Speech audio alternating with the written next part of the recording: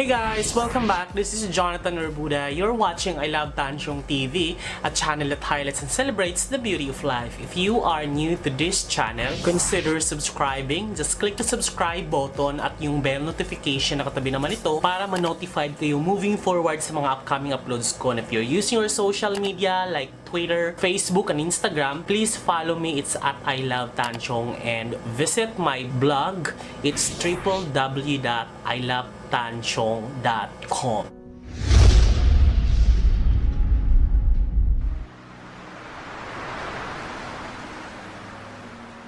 Welcome back guys, it's Saturday, April 25, 2020. Lockdown pa rin po. Nasa harap po ako ng aking bintana para makakuha ng ilaw. At pag tinitingnan mo yung labas, wala pa rin katao-tao. May mga mangilan-ngilan, may mga pulis pa rin. So, extended po ang lockdown ngayon. In this video, nitong last days, nag-post ako ng survey sa aking community tab kung ano ang mas mataas pong percentage ang nakuha natin sa 10 facts about me. So, maraming salamat guys kasi parang ibig sabihin nun, gusto nyo talaga makilala. Nagiging essential na rin pala ako sa panonood nyo kasi may mga bagay rin naman kasi tayong hindi isinishare online kasi may mga topic na sensitive, may mga topic naman na it can take against us in the latter part. May mga bagay ako na hindi ko kayang disclose online.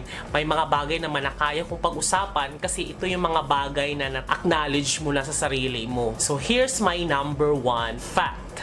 Meron akong trichophobia. So, kung hindi nyo alam kung ano yung trichophobia, i-search nyo na lang kasi nahirapan din ako talagang i-explain at ewan ko kung paano ko to i-edit talaga tong video na to kasi nga kung gusto kong ipakita ko ng itsura ng trichophobia, baka, ay nako, basta di ko kakayanin. Basta yung trichophobia guys is yung parang, naisip ko na nga lang na ano na ako yung butas-butas, yung parang mga alam mo yung bahay ng bubuyog, yung mga butas-butas. Hey, Diyos ko po, nanginginig na naman ako. Parang ayoko dapat siyang pag-usapan kasi ayan tumayo na ng balahibo ko na banggit ko lang. Basta kung titiisin ko na lang i-edit yung video, insert ko na lang yung picture dito. Tapos, basta hindi ko talaga siya kaya. So, move on na tayo sa next. Nagkaroon ako ng crush na babae nung high school ako. As in, super crush ko talaga na parang feeling ko puppy love yun. Kasi talagang mahal bang tawag doon? Basta parang ang sarap. Parang pag umuwi ako, pauwi sa bahay, pag nakikita ko siya, para akong nakalutang. Ang sarap sa feeling, parang motivated pumasok sa high school ako noon, siguro mga 15 ako. Tapos, as in, crush na crush ko talaga. Tapos, meron siyang sinasamahan na, lalaki. Sobrang silos na silos ako. Tapos, parang di ko kayang ligawan kasi torping-torpe ako. Kasi parang may something at kinikilig ako. Basta, nagkaroon ako ng crush na babae. Tapos sa balitaan ko, siya ngayon? Tomboy. Tapos, siya? Yung tomboy na lalakihan talaga. Tapos, meron na siyang ka-live-in na babae. Tapos, meron na silang anak. Siguro, nag-adapt siguro sila ng anak. Number 3. So, isa po akong economist. So, graduate po ako ng economics, BSBA economics. Kaya economics yung napili ko dahil maiksi ang pila. Maiksi ang pila ng enrollment. Pero ang first option ko talaga, ang pinakagusto ko talagang course talaga guys is psychology. Take ako ng exam sa University of Rizal System sa Morong. So, psychology course yung kinuha ko pero nasa waiting list ako. So, kailangan ko pang pumatay ng siguro mga 3 estudyante para makapasok ako sa list para sa enrollees kasi 50 lang ang kaya nilang tatanggapin. So, sabi ko, pag hindi ako nakapag-aral ngayon, so sayang naman, di ba? Parang ayaw ko naman matahinga ng bonggang-bongga. Take ako sa ibang school sa Binangonan, University of Rizal System. Nakapasa ako, pero business school kasi yun. So, ang mga nandun is mga management, marketing, accountancy, finance, may IT din sila, College of IT, Information Technology. So, parang ang haba-haba ng pila ng management, ang haba-haba ng pila ng tapos parang napapagod na akong mag-antay pa. Tapos may isang window doon na parang walang pumila. So, pag pila ko doon, nakalagay doon is economics. Tapos, ayun, minajor ko siya, nag-economics ako dahil basta nung nag-graduate kami, walo lang kaming kakaklase talaga. Nung pag tinawag ng, College of Economics, Economics, Bachelor of Science in Business Administration, major in Economics, ganyan. Hindi mo alam na kung may tumayo ba o wala kasi 8 lang kami, hindi kami makikita eh. So ganun siya. So pero ang pinakagusto ko talaga is psychology. Kahit kailangan ko kasing graduate para at least kahit papano eh may matapos ako kahit hindi ko yung gusto, pero nagustuhan ko rin naman siya. Mahirap pa lang economics pero nagustuhan ko siya. Bubo kasi ako sa math, ewan ko kung bakit nalagpasan ko yun. So naniwala kasi ako na kung ano yung nahihirapan kayo yung pag-aralan mo, like ako tech savvy ako, so bakit ako mag-aral ng technology, may proper education ng technology kung kaya ko naman siyang aral-aralin dahil hilig ko siya. Doon ako sa mga hindi kayang, alam mo yung kailangan tutukan ganon, kahit hindi mo siya gusto, ganyan.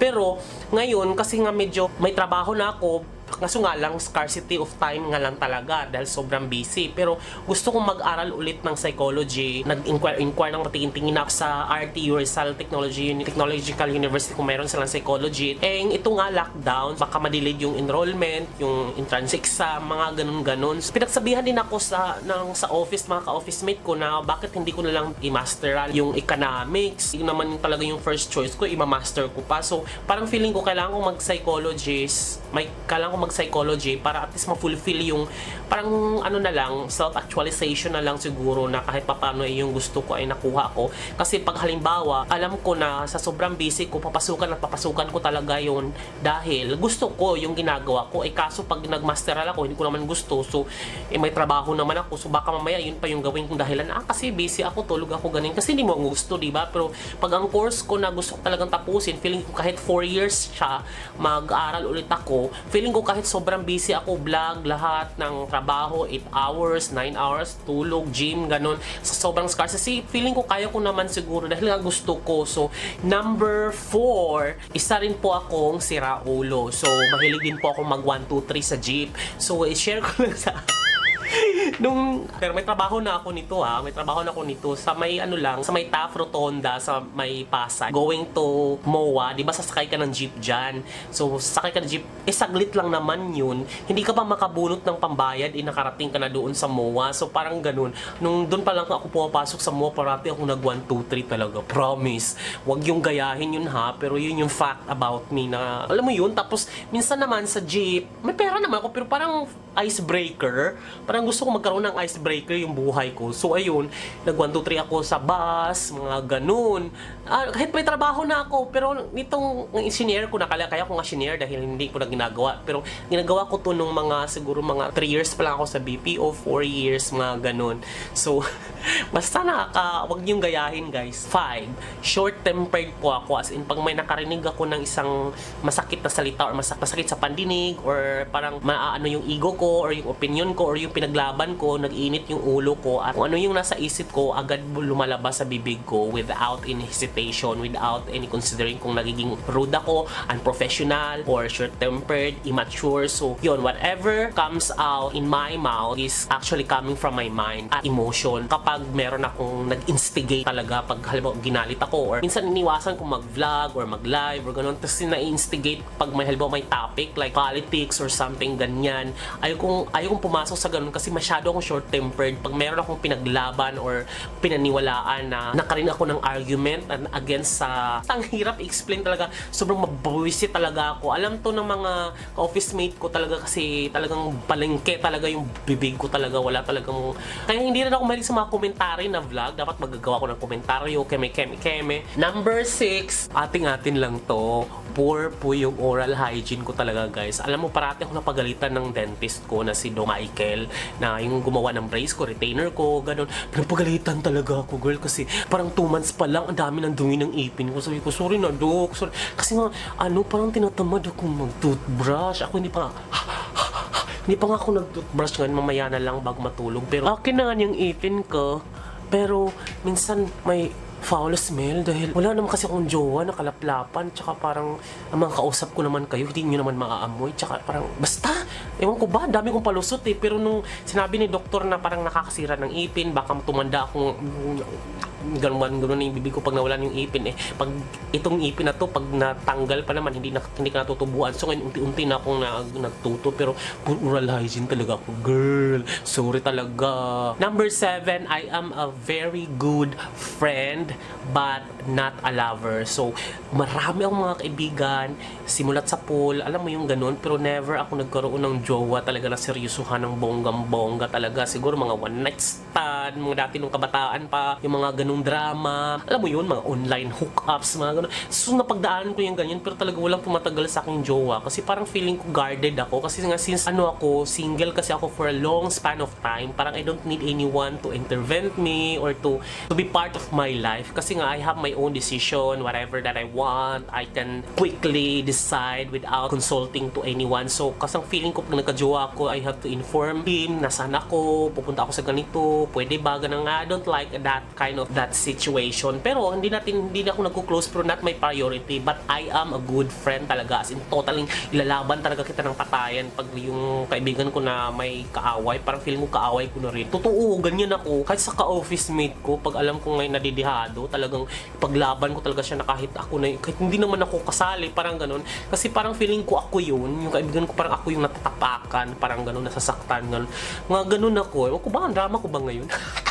Number 8, meron po akong asthma. So, since bata pa, yung lahi kasi namin is asthmatic talaga. So, mula sa lula, sa side ng mother ko is asthmatic talaga. So, talagang, yung kapatid ko may asthma, yung mga anak naman niya may asthma. Yung mga lola ko, lulo, namamatay sa asthma. Alam mo yung asing asthmatic talaga. Buhol to ha, mga or Buddha. As in, asthma talaga. As in, pag sinabing hika, diba meron sinasabi na hereditary yung mga sakit, mga diabetic, high blood, gano'n. Tapos meron talagang tatawid talaga. Yung parang nagiging halimbawa anak mo wala tapos yung anak na lang niya meron yung parang ganon, hindi talaga sunod-sunod. Kami talaga sunod-sunod. Yung nanay ko may hika, yung lolo ko may hika, tapos yung mga kapatid niya lahat as in may mga ay nako, Diyos ko, yun talaga ang meron talaga akong galing sa curse talaga, yung sinasabing mga kung ano yung curse na mga ninuno mo, ayun talaga yung curse na nakuha ko yun.